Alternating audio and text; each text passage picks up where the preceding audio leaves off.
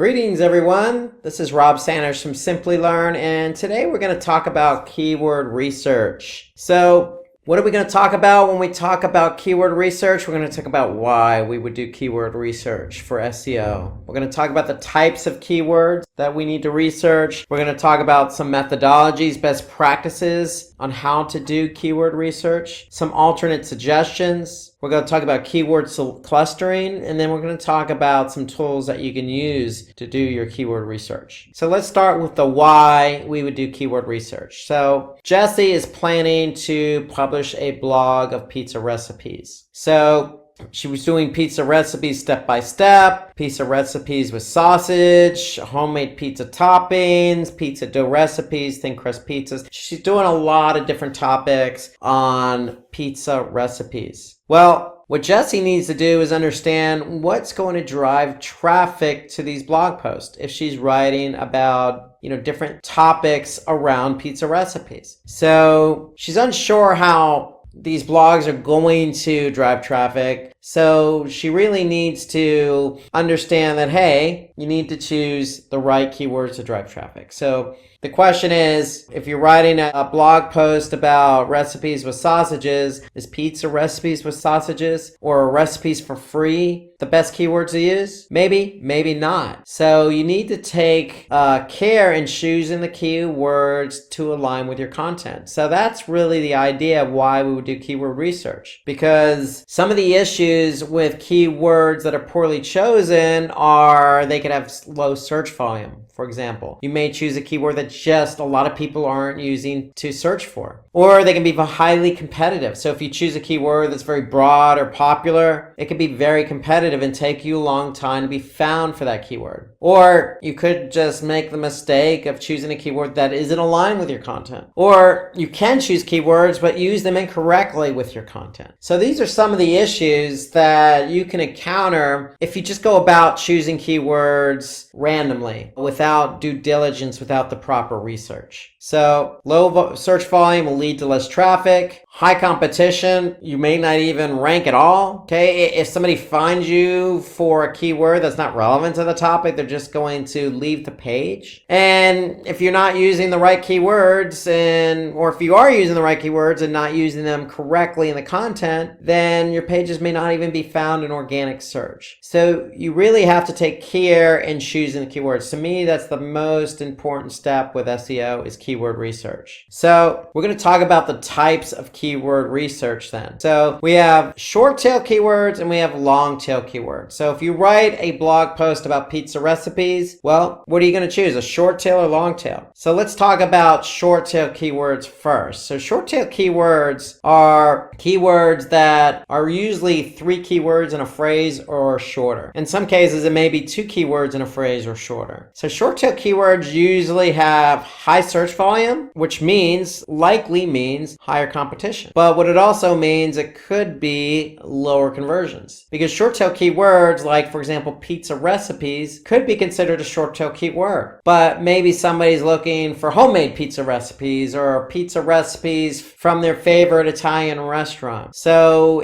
short tail keywords may not be as relevant. So if we compare it with long tail keywords, chances are you're going to have lower competition. That's one of the benefits, but you're also going to have lower search volume. But with longer tail keywords, the keyword is probably going to be more relevant with the content you're writing about. So therefore, the conversion rate's likely going to be higher. So that's really the difference between short tail keywords and long tail keywords. If you want to look at simplistically, short tail keywords are broad in nature. It's going to capture a lot of eyeballs, but those eyeballs may look at your content as not relevant, versus long tail keywords that may be very relevant, but not as many eyeballs on them. So short tail keywords, the characteristics, they're not as specific. Usually they're less than 3 words. They have high search volume and high competition. So if you just choose pizza recipes, it could take you a while to rank for that keyword. But when you rank, you're going to get the traffic. But again, it may not convert because the keyword is broad in nature. So pizza recipes is a short tail keyword that may not be exactly what you're writing about in your blog post. So it may draw a lot of traffic, but the traffic may not do anything. So the longer tail keywords are very specific. They consist of more than 3 words in the search query. They have relatively low search volume and competition. So the chance of you ranking higher, faster for that long tail keyword is probably going to be greater because not many other websites are trying to rank for that same keyword. And so the benefit of that is if you have, let's just say, homemade pizza recipes with mushrooms, that's a long tail keyword. But if somebody's looking for that type of pizza recipe, then you know you're going to attract the right traffic, and chances are that traffic is going to engage or convert based on the type of conversion you have in place. So an example would be homemade pizza dough recipes. That'd be another example. More than 3 keywords in the phrase, very specific. We're talking about homemade pizza dough recipes. So we're not talking about just pizza recipes. So it's a little bit more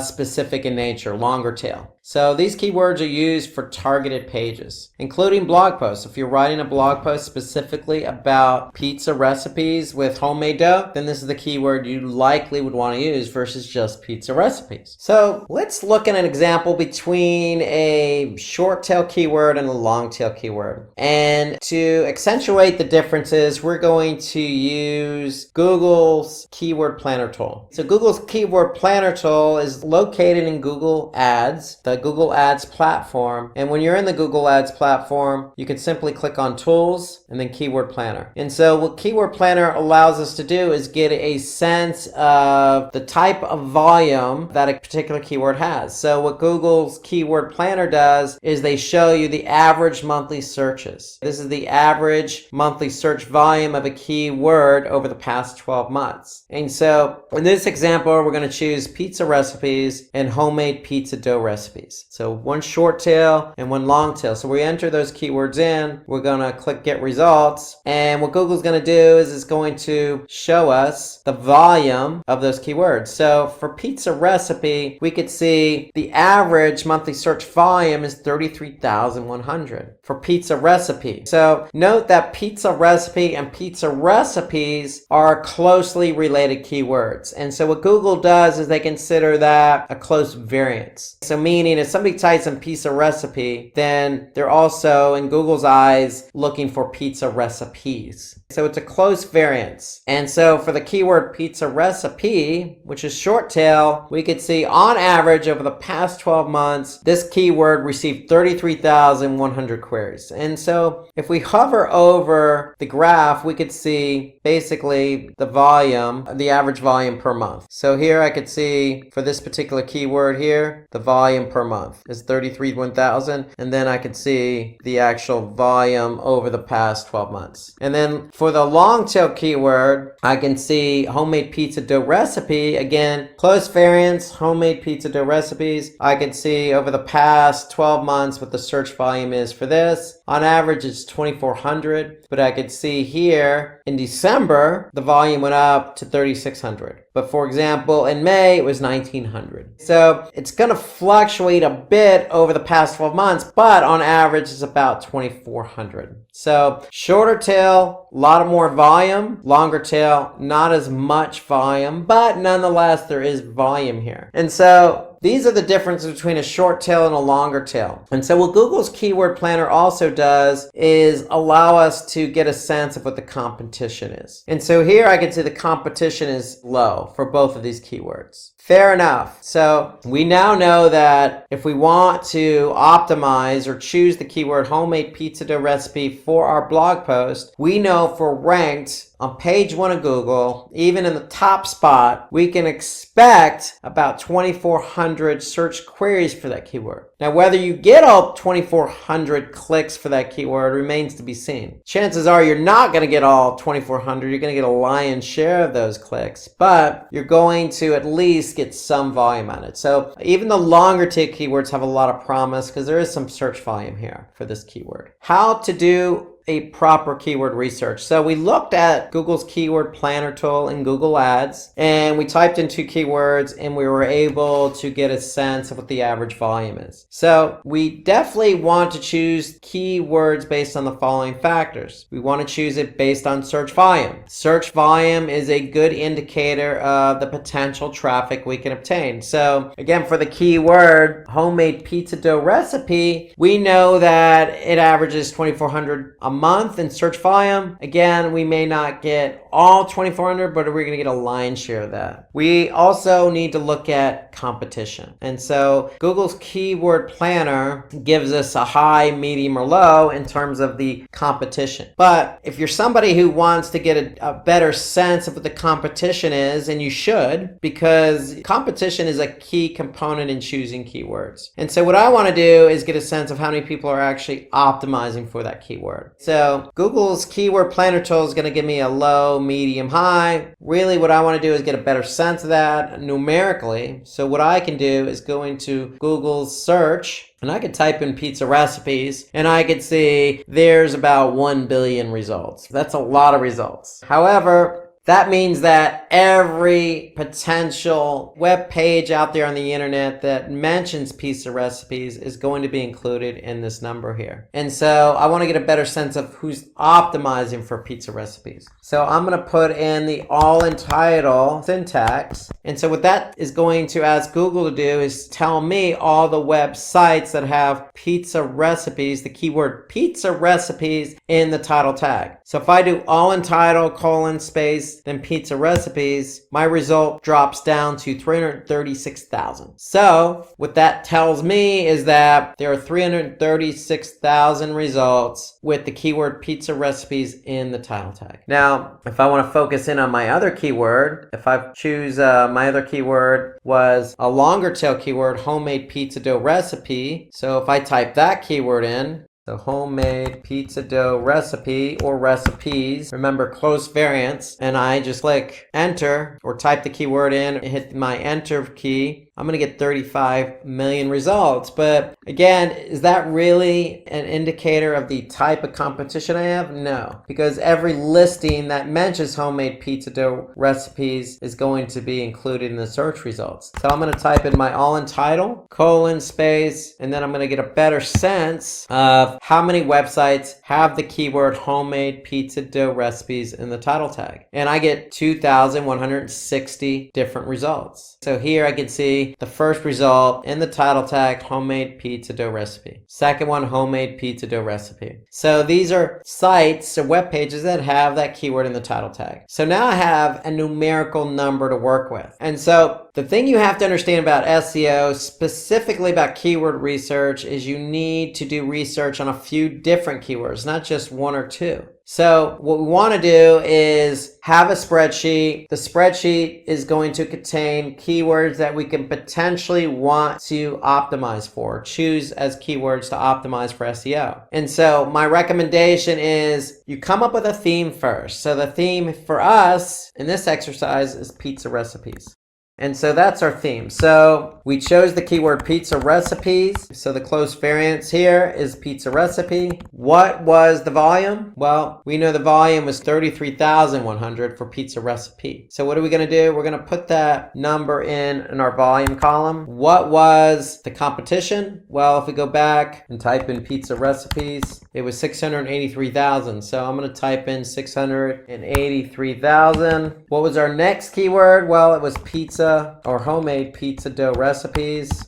So if I go back, for this particular keyword is 2,400. So I'm going to put 2,400 in under my volume column. And then what was my competition? Well, my competition was, if I type that keyword back in, 2,160. So I'm going to put 2,160. So now I have an idea of what kind of volume and what kind of competition I have. Now, you want to do this for a number of different keywords. And when you do it for a number of keywords, what you do want to do is obviously choose a relevant keyword that has high volume and low competition. So another way of saying it is the volume or ratio of volume to competition. And so basically what we could do is take volume divided by competition. And if I make that a percentage, I can see it's 0.35% is the ratio between volume and competition. If I do the same for my longer tail keyword, 2,400 divided by 2,160, I can see that 111%. So this just kind of proves the point that, yeah, I'm still going to get some volume, but I have a better chance of ranking for this longer tail keyword, homemade pizza dough recipes. So you want to be able to do that for a number of keywords and examine the volume, the competition, and the ratio between volume and competition for your themed keywords. In this case, pizza recipes. So relevancy, you want to choose keywords that are very relevant to the content that you're writing. And then again, commercial intent, what keywords are going to drive more conversions and revenue for the business? So when we talk about commercial intent, we're talking about, are you choosing keywords that are going to get somebody to do what you want them to do? So we could say, download pizza dough recipes. So if somebody's typing in the keyword download pizza dough recipes, then chances are they're going to find you, come to your site, and take action by downloading that pizza dough recipe. So you want to be able to also think about the intent of the keyword. Is it going to help you drive conversions and revenue if you're an e-commerce site? So search volume is the average monthly search volume made for a particular keyword and phrase. So we can get that number using Google's keyword planner tool in the Google Ads platform. We want to target keywords with high search volume that will help bring traffic to the website. We want volume, but we want to take into account seasonality as well. So that's where the Google's keyword planner tool comes in place, because if we go back, again, we can just hover over and we can get a sense of any particular trend going on or seasonality. So for example, if I saw large growth in the winter months and not much volume growth in the summer months, then that might indicate to me that this keyword is more popular during the winter time. So pay attention to the graphs that, the keyword planner tool gives you. Use them to your advantage to take into account seasonality. So a good example would be funny Halloween costumes. Well, we know that for Halloween, you're going to have a spike probably towards the end of September, all the way through October, and then it's going to drop after October 31st, which is Halloween. So that's an example. But in the case of pizza recipes, you may find that more people are choosing to search for pizza recipes during maybe the summer months versus the winter months. So pay attention to seasonality. It will affect search volume. So competition, based on our example, it's one of the most important key metrics. You don't want to choose a keyword that's highly competitive, because if it's competitive, then it's going to be harder to rank number one or even on page one of Google, depending on how competitive it is. So high search volume, low competition. In other words, the ratio between the two is the ideal combination. So going back to the spreadsheet, recommend you have that spreadsheet handy. Put your theme in place. Okay, theme pizza recipes. We use Google's keyword planner tool to find the volume. We use the all entitled syntax to find the competition. So we entered both of those numbers in and we get our ratio. And so when you have these numbers for a number of different keywords, you want to be able to choose that ratio of high volume, low competition, but always relevancy always trumps ratio. So always go with a keyword that is going to be relevant to your content. Don't choose a keyword that's not relevant. If you choose a keyword that's not relevant, it's not going to bode well for user engagement. So the difficulty of a keyword ranges from 0 to 100 in Google's keyword tool. So it's going to be easy, it's going to be medium, it's going to be hard. But my recommendation is also to get the numerical factor, and that's the all entitled syntax. And again, relevancy is what drives the traffic to your website, and keep the traffic there on your website. And also, not only will it keep the traffic on your website, but hopefully get that traffic to engage and convert. So that's the key about relevancy. You always want to choose keywords that are relevant to your content, even if it's sacrificing volume. Relevancy, again, trumps volume and competition. So always choose relevant keywords first. So when you do that, you're always almost guaranteeing that at some point somebody's going to find your content, because somebody out there might be looking for it. And if they do, you're going to get found, and then the engagement's going to be better. So understand your business, find keywords that are relevant to your business, and then focus on those keywords. That'll help you with getting the right traffic to your site. Always keep in mind the commercial intent. So these these keywords are more specific and result in conversion rate. For example, buying is a good commercial intent keyword. So if you really want somebody to come to your website and buy, then focus on those types of keywords. In the case of the pizza recipes, maybe it's download could be our commercial intent keyword. Again, there may be low search volume, but those are the type of keywords you want to focus on because that's the type of traffic you want to drive to your site. So some other examples of commercial intent keywords are discount, deal, your coupon, shipping. Don't be afraid to use some of these keywords as part of your longer tail keyword phrase. Again, the volume may not be high, but the traffic quality is probably going to be better. So keyword research is the foundation for SEO. So if you have chosen your keywords properly, then if you do get ranked for those keywords, then it's going to lead to better engagement with some conversions. And so when we talk about keywords, we also want to talk about our primary and secondary keywords. So every page should have at least a primary keyword and then a secondary keyword to work with. So primary keywords are really defining the nature of your content. The secondary keywords are relevant to the primary keyword. So why do we choose a primary and secondary keyword?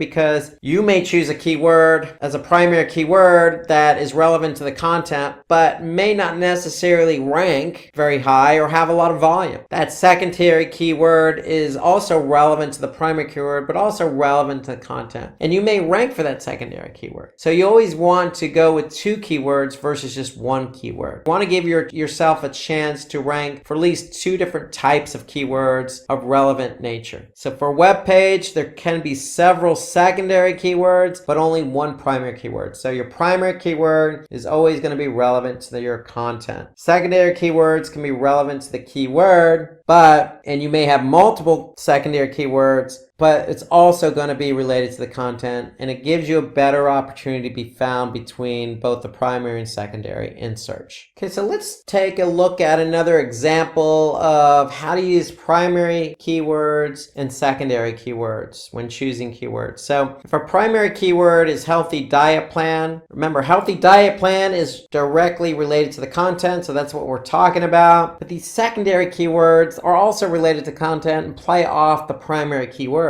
And so what we want to do is go to Google's keyword planner tool and get an idea of the volume for healthy diet plan, and then also the volume and competition for some of these secondary keywords like healthy diet for weight loss, healthy diet food, low carb diet, healthy meal plans, and diet plan weight loss. So if I go in to Google's keyword planner and type those keywords in, I'm going to choose get results. And now here I can see healthy diet plan keyword I'm focusing on as my primary keyword has an average monthly search volume of 9,900. And then some of my secondary keywords, healthy diet foods, diet plan weight loss, low carb diet. Google will give me a number of different keywords to work with. So I'm going to look at the search volume of those as well. And so ideally what I want to do is be able to then look at the volume and then look at the competition. So healthy diet plan, I go into my keyword analysis here. That's my theme. So that's my keyword. What's my volume for healthy diet plan? 9,900. What's my competition? So my competition is 74,700. And that's going to give me a ratio of volume to competition of 13%. So that's what my content's about. That's considered a short tail keyword because it has a lot of competition. And so my ratio is 13%. And what I want to do is I want to be able to put these other secondary keywords in here as well. Maybe even go to a little longer tail because I want to be able to find at least two keywords. I want to be able to find my primary keyword that's relevant to my content, and then I want to be able to find my secondary keyword, which is again related to the primary keyword, which is also related to the content. And so I want to be able to choose two keywords basically, and I want to choose two keywords that are relevant, that have good ratio between volume and competition. So that's the whole idea again of how to do keyword research, you want to be able to find your keywords, use the tools available to you, and get a sense of what the volume is, what the competition is, look at the ratio between the volume and competition, and then based on the content, choose that primary keyword. And then again, based on the keyword you chose, choose some secondary keywords as well, because you want to be found for not just one keyword, but multiple keywords. Okay, let's look at some alternative suggestions to keyword research. So for doing keyword research, we want to take into account LSI keywords. We could take into account other platforms that host a lot of content like Quora or Reddit. We can use Google suggestions in the keyword search bar. We can use popular platforms like Wikipedia, and we can use social media bookmarking like Reddit. So there are lots of suggestions that we can obtain from various sources. So let's start with LSI keywords, and LSI stands for latent semantic indexing. And so basically what it is, it's just keywords that are linked to your primary keyword. And so when you're choosing keywords, you always want to choose that primary keyword and then secondary keywords that are similar to the primary keyword. And usually those are LSI or latent semantic indexing type keywords. So they're used to drive relevant traffic to your page. So if you're focusing on one keyword, we want to have other keywords that are similar to increase our visibility on the search engine result pages. So we could find latent semantic indexing right in search. So if we use the term healthy diet, if we go to Google search, for example, if I type in healthy diet in Google search, all I need to do is scroll to the bottom of the page and I can see searches related to healthy diet. So healthy diet menu, healthy diet essay, what does a healthy diet look like? Notice at the top, Google's also given me some other suggestions here. So they're saying low-fat diet, veganism, gluten-free diet. So there's lots of different suggestions right in Google search bar. So all of these are LSI related keywords. So if you're optimizing a page for healthy diet, then you could choose low-fat diet as a secondary keyword. You can use gluten-free diet as a secondary keyword. It really depends on what the content is, but you always want to support your content with as much LSI keywords as possible so you can be found for as many different keywords as possible in Google search. So it's important because if you have a blog that, talks about Python, so how do the search engines know if the website Python is about the programming language or the snake? So Google, for example, uses LSI keywords to understand what the page is specifically focusing on. So if you're just focusing on Python in your content, you want to support that with LSI keywords. And so that will allow your web page to better communicate with Google, also to have the visibility to show up on search. So they can certainly improve your search positioning and featured snippets as well. So if you have a keyword that answers a question, you could certainly be found for a featured snippet. For example, maybe, healthy diet recipes. If I type that in, you can see here, there's a featured snippet. So if I'm talking about recipes, that's a keyword I may want to use. And if I use that, then Google has an opportunity to see what my content's about and place my information at the top in this featured snippet. You can also, again, see what some of the questions are being asked, what meals are good for weight loss, what is a good healthy diet plan. All of these could be keyword phrases that you can use. So the answers are right here in Google. So Quora is a great platform because Quora is a platform that people go and ask questions and a community responds with answers or responses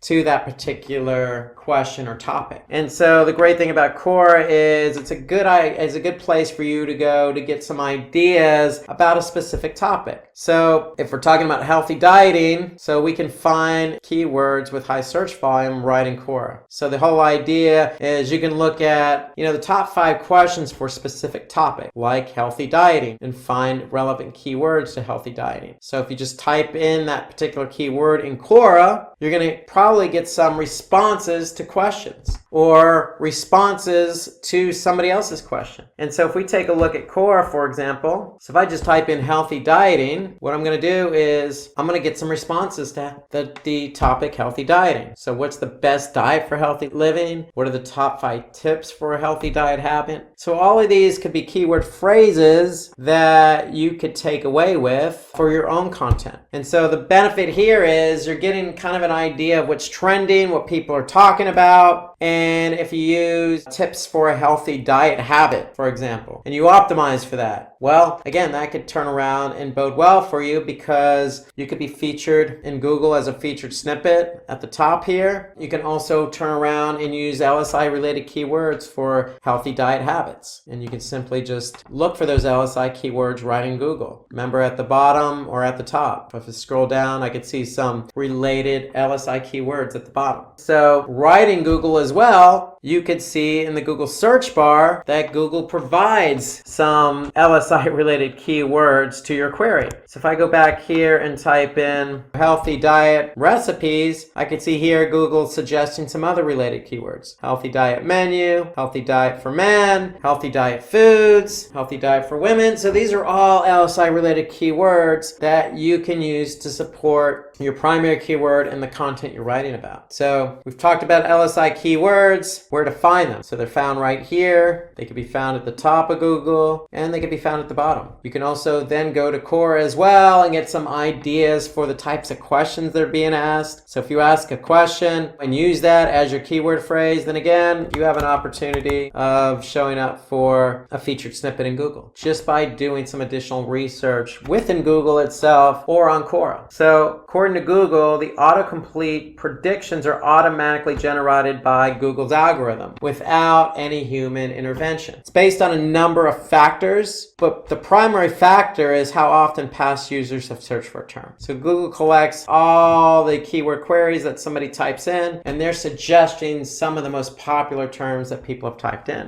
So if I go back to Google, again, if I start to type in recipes, I could see some of the other queries that somebody else has typed in, or some of the most popular queries related to that topic. So if you enter the keyword healthy diet, Google's going to suggest multiple keyword suggestions that users have asked in the past. And you could certainly get the search volume of those keywords just by looking in Google itself. I could see for healthy diet recipes, billions of pages related to healthy diet recipes. I can also get the search volume by going into Google's keyword planner. So if I type in healthy diet, I'm going to be able to see what my search volume is for that keyword. And in addition, I can see the seasonality of that particular keyword. And in addition to that, Google is going to provide some other related keywords to my search query. So if I'm looking for healthy diet, Google is going to suggest, hey, maybe you should choose healthy food or healthy eating or how to lose weight. So those are all LSI related keywords that Google provides in the keyword plan, which is built into the Google Ads platform. Another option for you is Wikipedia. So Wikipedia is a vast platform of content. So we could turn Wikipedia into our own asset and use it to our own advantage by finding relevant keywords in an easy fashion. So with Wikipedia, we can identify a list of keywords in the meta description itself. We could choose keywords from the first paragraph of Wikipedia that has many relevant keywords, or we could take a look at keywords from the Wikipedia content section. So we can also see additional pages like the See Also section that gives relevant keywords that you're looking for. We can also look at the references section as they contain relevant keywords. So if we go to Wikipedia as an example, and I type in healthy diet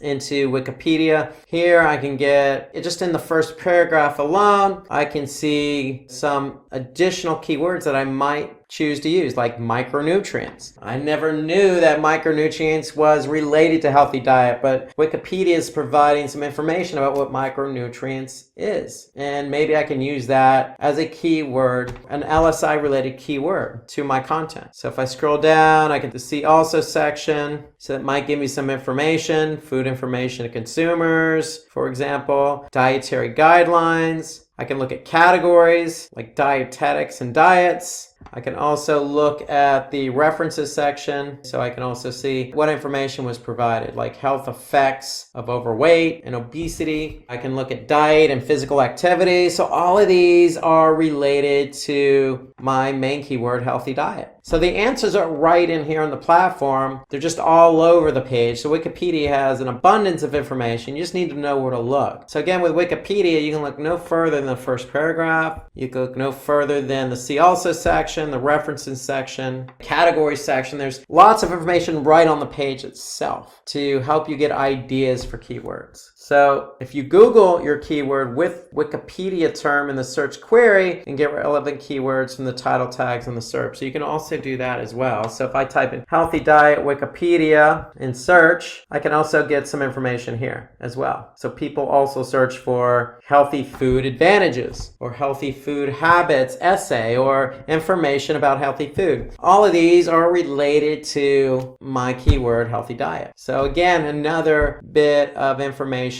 for you to choose or look to choose some additional keywords for. So Reddit, it's a popular community where people post content and discuss a variety of topics. So that's what Reddit is. So with the help of subreddits, an individual can find relevant keywords with high search volume. So in Reddit, there's an easy way to find out keywords. They have a keyword tool called Keywordit. So Keywordit gives the average monthly searches for a particular keyword. So if we type a word in Keywordit and choose keywords from the auto-generated list, this tool will extract the keywords and give us those relevant terms with search volume. So if we go to the Keywordit and show an example of that, for example, healthy food, if I get keywords, I can see what keywords are relevant and the search volume of that keyword. So if I just type in healthy food, Keywordit tool is going to tell me some relevant keywords and what the volume is. So if you don't have the keyword planner tool in Google Ads available to you, this is a good alternative solution to finding keywords. So it's free. You just need to go to keywordit.com, type in your keyword, click Get Keywords, and what it's going to do is give you some relevant keywords related to your primary keyword with the search volume. Let's talk about keyword clustering now. So the whole idea about keyword clustering is to really take advantage of the keywords that we're optimizing for to gain higher ranking. So if we can cluster keywords together in a theme, and that theme of keywords is relevant to a specific page of a website, then we have a better opportunity to rank. So in other words, why do we have to target just one keyword when we can target many? So keep in mind, LSI keywords, we want to group a bunch of keywords together that are similar for content. So for example, after some keyword research, you can thematically group keywords into a core topic. So for example, we can cluster these group of keywords together. Like for example, what is SEO? How does SEO work? Intro to SEO. What are the basics of SEO? All of those are related to the core theme. What is SEO? Another cluster of keywords, for example, could be SEO techniques, SEO best practices, tips and tricks, website optimization, on-page SEO techniques, etc. So those are clusters of keywords, okay, that we can group together in themes. And if we group keywords together in themes, we can apply that to a particular content on our website. So the whole idea behind clustering keywords, it's going to provide more diversity, more of an opportunity for us to be found. So that's the whole idea behind clustering. So some additional steps. Remember, stay up to date on industry news. So brainstorm your ideas first and identify a list of keywords, i.e. a theme of keywords that you can cluster together. And then you could determine the keywords that your competitors are already ranking for. So, for example, if we want to rank for the keyword SEO best practices, for example, we can use a tool called Keyword Moz. If I go to the Keyword Explorer tool in Moz and just type in SEO best practices, what it's going to do is it's going to give me some volume related to that particular keyword. But more importantly, what it's also going to do is it's going to show me what pages are already ranked for that particular keyword. So therefore I can get a sense of who is already ranking for that keyword. So here I can see Moz, Medium.com, Alexa.com. So I can get a sense of what web pages are ranked for a particular keyword or group of keywords I want to rank for myself. So if we look at tools for keyword research, look no further than Moz. That's the Moz is the tool I would just use, but you could also use Google's Keyword Planner, which we used in the example. So for example, if I go back to the Google Ads Keyword Planner, if you're in Google Ads, you click on Tools, you click on Keyword Planner. And what Keyword Planner does is it provides you, for a particular keyword, the average monthly search volume over the past 12 months. It provides you information on seasonality. So if I hover my mouse over a graph, I'm going to be able to see the volume per month over the last 12 months. What the Keyword Planner also does is it provides me some additional ideas for my particular keyword. And in addition to that, it's going to provide me some sense of how competitive that keyword is by telling me whether it's low, medium, or high in terms of competition. So there's SEMrush. There's also other additional keywords tools out there like WordStream or Ahrefs or the Reddit tool, Keyword It. And then Moz is another tool I particularly use. So if I go to Moz again, here I can just type in a keyword that I'm interested in. It's going to give me the search volume of that keyword. It's going to give me the level of difficulty, so 50 out of 100. So it's halfway between difficulty and easy. And then it's going to give me some additional metrics. Like, for example, what my expected organic click-through rate would be if I were to rank for this keyword. But more importantly, what I like about this is we could see exactly what other sites are linked to this particular keyword we're interested in. So here I can look at the top 10 list. So this is Moz's Keyword Explorer tool. So that's what this tool is, and it's part of Moz.com. So there's a lot of tools at your disposal. I particularly use Moz. I particularly use Google's Keyword Planner. And those are the tools I use, but there are lots of tools out there. So if we were to review everything we talked about with keyword research, we started with why keyword research. So we want to always take a look at what keywords have a good ratio of volume and competition. So we always want high volume and low competition. We always want relevancy for our keyword. And we always want to choose a primary keyword and secondary keywords. So that's things to look for when we talk about, doing keyword research. We want to look for high volume, low competition, relevancy, and also commercial intent. Are we selling a product, and do we want to use keywords like the word buy in our keyword phrase that's going to get somebody to purchase that product if they type in a similar keyword with buy in it, as an example. So that's why and how to do keyword research. We talked about the types of different keywords that we can focus in on. We specifically talked about short tail keywords and long tail keywords. So short tail keywords are going to be 3 words or less in the keyword phrase. They're always going to have high volume, but most likely they're going to also have high competition. So it might take you longer to rank for that short tail keyword because there's a lot of other websites who also want to rank for that keyword. So my recommendation again is stay away from short tail keywords because it's going to take you longer to rank. Now, you can focus on longer tail keywords. Now, these keywords are more specific. They're more than 3 words in the keyword phrase. They're likely going to have lower search volume, but it's going to be more specific and it's probably going to bring more quality traffic to your site. So an example of a long tail keyword would be homemade pizza dough recipes. That's what we looked at earlier. So you can always pick keywords that are longer tail but also relevant to your content. And again, the benefits, quality traffic, and probably higher engagement. Then we looked at alternative suggestions to doing keyword research. We talked about LSI keywords. So LSI keywords are latent semantic indexing. So we want to take a look at keywords that are relevant or related to your primary keyword. We looked at other platforms where you can go and find other relevant keywords. We talked about Quora. We talked about Google suggestions in terms of their search engine and their toolbar. Talked about Wikipedia, going to Wikipedia and using the categories or references section. We talked about Reddit with the Keyword It tool that allows you to see, keywords in the search volume there. And again, that's a free tool to use. So you have lots of suggestions, lots of tools at your disposal like Moz.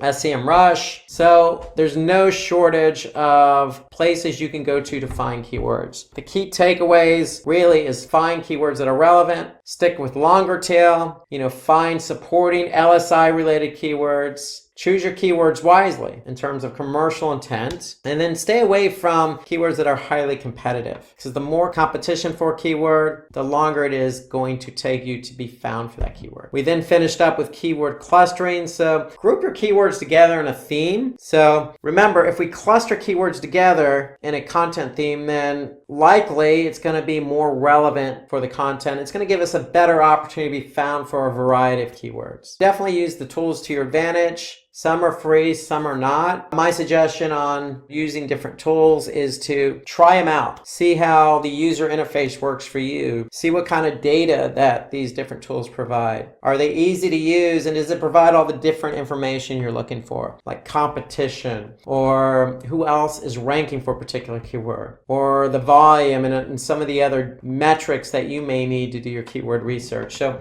try your own tools out and see what you like. You don't necessarily have to go with our suggestions, but certainly the likes of Moz or SEMrush or Google's Keyword Planner are always popular amongst people who do SEO. So thank you for attending the Keyword Research webinar. If you have any questions, please go to simplylearn.com for more information. Thank you for attending.